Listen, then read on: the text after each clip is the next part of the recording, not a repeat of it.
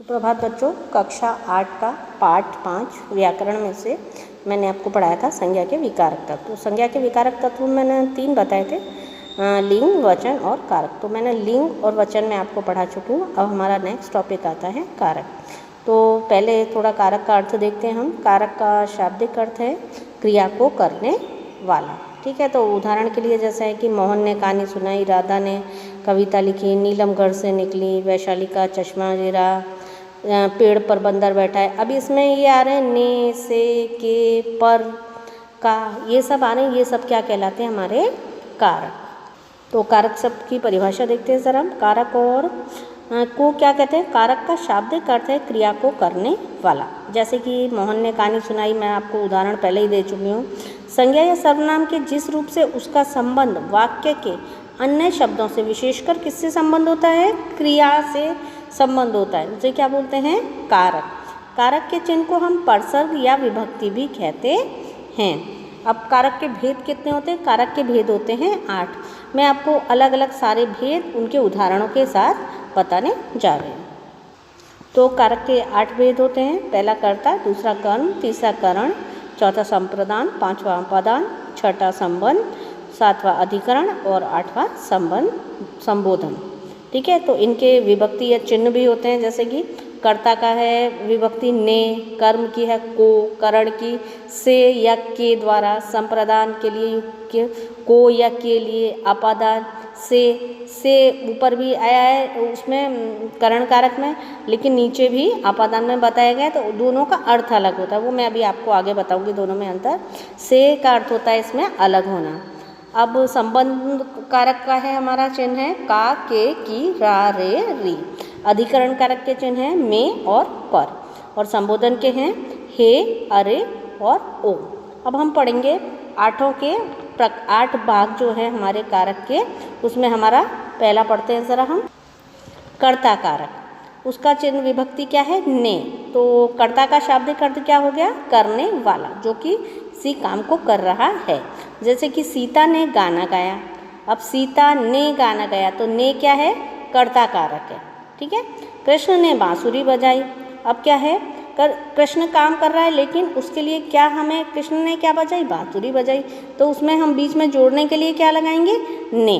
किसने बांसुरी बजाई? कृष्ण ने बांसुरी बजाई।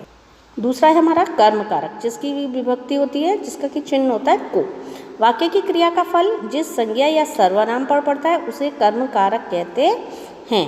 कर्म कारक की विभक्ति मैंने आपको बताई कि को है। माँ ने रेखा को लड्डू खिलाए। तो को क्या है इसमें? कर्म कारक। को अगर लगा हुआ है तो हम पहचान जाएंगे कि ये कर्म कारक है। अगर ने लगा हुआ है तो हम क्या पहचान जाएंगे कि ये कर्ता कारक है। ये जैसे कि माँ ने मुझको लड्डू दिए, या फिर माँ ने सीता को खाना खिलाया। कोई भी उदाहरण जो हो जाता है, तो कर्म कारक का क्या है विभक्ति हमारी? को। और कर्ता कारक की क्या थी? ने। तीसरा है हमारा करण कारक। करण का शाब्दिक अर्थ होता है साधन, मतलब किसी के द्वारा कुछ भी काम किया जाए, साधन बोलते हैं।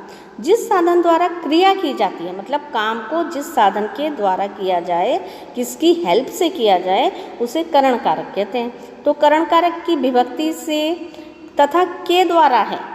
से भी लगेगा और के द्वारा भी लगेगा। वो किस में आएगा? करण कारक में आएगा। जैसे कि उदाहरण के लिए हम देते हैं, राम साइकिल से जा रहा है। राम किससे जा रहा है? साइकिल से जा रहा है। ठीक है, मतलब के द्वारा, उसके द्वारा जा रहा है। रेखा चाकू से फल काटती है। रेखा क्या काट रही है? चाकू से क्या काट रही है? फल काट रही है। अब साधन क्या है? चाकू। और फल क्या है? जो कट रहा है। ठीक है, तो चाकू के से फल काट रही है, तो फल को काटने का साधन क्या हुआ? चाकू हुआ। मोहन चम्मच से चीनी घोलता है। अब मोहन चम्मच से चीनी घोल रहा है, तो क्या है? किससे घोल रहा है? चीनी, चम्मच। और चीनी किसके द्वारा घोली जा रही है? मोहन के द्वारा। किससे? चम्मच से घोली जा रही है। तो ये किस में आएगा? करण कारक में। मतलब साधन हो ना, किसी भी काम को करने का साधन हो, वो करण कारक में आएगा। और के द्वारा भी इसके लिए ही आता है। 2 हैं इसके करण कारक के, से और के द्वारा। डाक द्वारा सामान भेजा गया, तो इसमें द्वारा क्या होगा? करण कारक। वेदांत ने पत्र के द्वारा सूचना भेजी, मतलब ये भी के द्वारा जो होता है वो किसके रूप में आता है? साधन के रूप में आता है। चौथा है हमारा संप्रदान कारक। वाक्य में कर्ता जिसके लिए कोई कार्य करता है या जिसे कुछ देता है उस पद को हम संप्रदान कारक कहते हैं। जैसे कि दीदी वेदांत के लिए खिलौने लाई। अब कोई एक व्यक्ति दूसरे के लिए कुछ सामान लाया है, मतलब कुछ दिया जाता है, वो किस में आएगा? संप्रदान कारक में आएगा। गीता ने सीता को किताब दी। अब एक व्यक्ति ने दूसरे व्यक्ति को कुछ दिया तो वो किस में आएगा? संप्रदान कारक में। संप्रदान कारक में के लिए तथा को परसर्ग या विभक्ति का प्रयोग होता है। संप्रदान कारक में हमेशा दान का भाव मतलब किसी को हम देते हैं ना, जैसे आप लोगों के यहाँ ज़कात देते हैं, तो जिसमें देने का भाव आता है, अर्थात किसी को कुछ भी दिए जाने का भाव आए तो हम समझ जाएंगे कि ये संप्रदान कारक में आएगा। उदाहरण के लिए हम देखते हैं कि राम ने गरीब को वस्त्र दिए। अब राम ने क्या किया? दान किया, गरीबों को वस्त्र दिए, तो हमको समझ में आ जाएगा कि किस में आएगा? ये संप्रदान कारक में। साक्षी ने अनिता के लिए खाना दिया।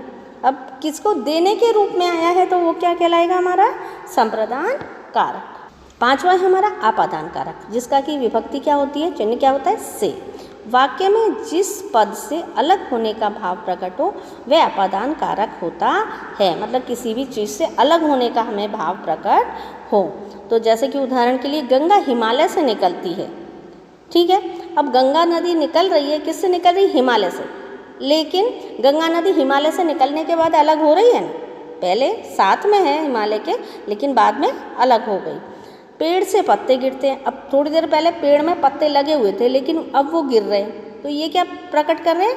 अलग होने का भाव प्रकट कर रहे हैं कि पेड़ में थोड़ी देर पहले पत्ते थे लेकिन अब गिर गए, तो वो किस में आएगा? आपादान कारक में। आपादान कारक की विभक्ति और परसर्ग क्या है? से है। जिस शब्दों से घृणा, तुलना, भय, द्वेष, ईर्ष्या, शर्माने आदि का भाव प्रकट हो, ये भी शब्द हमको याद रख लेने, तो वो क्या कहलाएंगे? आपादान कारक होता है। जैसे कि राम मक्खियों से क्या करता है? राम मक्खियों से नफरत, घृणा करता है, ठीक है। चूहा बिल्ली से डरता है, ठीक है, इसमें डर का भाव आ रहा है। रेखा राधा से सुंदर है, इसमें अच्छा आ रहा है, शर्माने वाला भाव आ रहा है। जो भी भाव आते हैं वो इसमें क्या आएंगे? किस में आएंगे? आपादान कारक में, जिसका कि चिन्ह क्या है या विभक्ति क्या है? से। तो बच्चों आज मैं आपको इतना ही पढ़ाऊँगी कारक के आगे जो भेद हैं, छठा, सातवां और आठवां, वो मैं आपको अगले वीडियो में लेक्चर में पढ़ाऊँगी। धन्यवाद।